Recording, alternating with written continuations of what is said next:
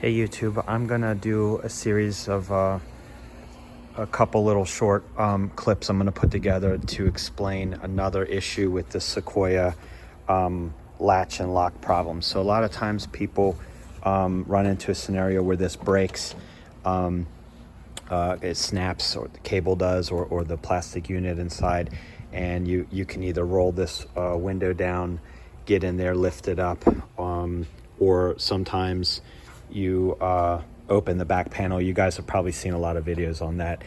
Get into the mechanism and lift the latch yourself. I've run into a scenario where it is stuck locked and nothing will open it, even pulling the cable, because the unit itself is locked. I saw one video where somebody went underneath of here with a certain hook to go ahead and kind of manually pull that over. The problem with that is twofold. One is there is typically a cover if you have a stock setup on here that prevents you from getting in there, which I can show you later. And then the second issue is if this unit is actually just stuck locked, there's no amount of pulling that lever that's going to fix that. So I'll show you another issue, another way around that.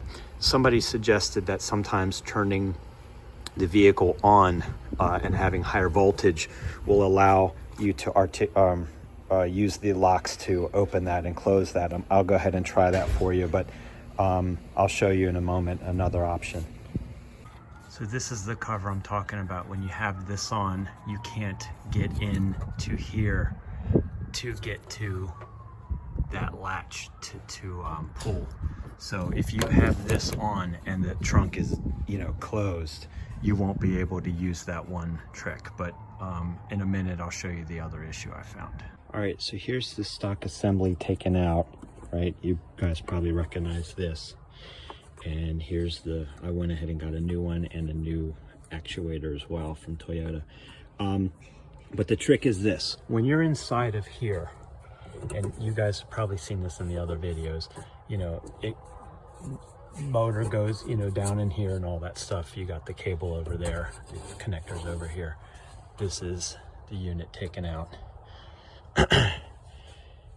There's two screws that hold this assembly into this plastic part. Now, this was a pain in the butt, but what I did was, with the Dremel from the inside, I gained access to this. I know it looks quite messy, but the key is to get to this lever right here.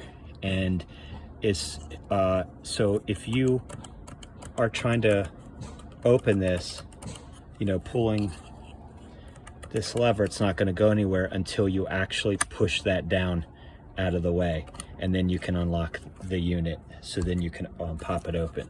So I had to use like a small finder camera, like for little pipes and stuff, exploratory camera.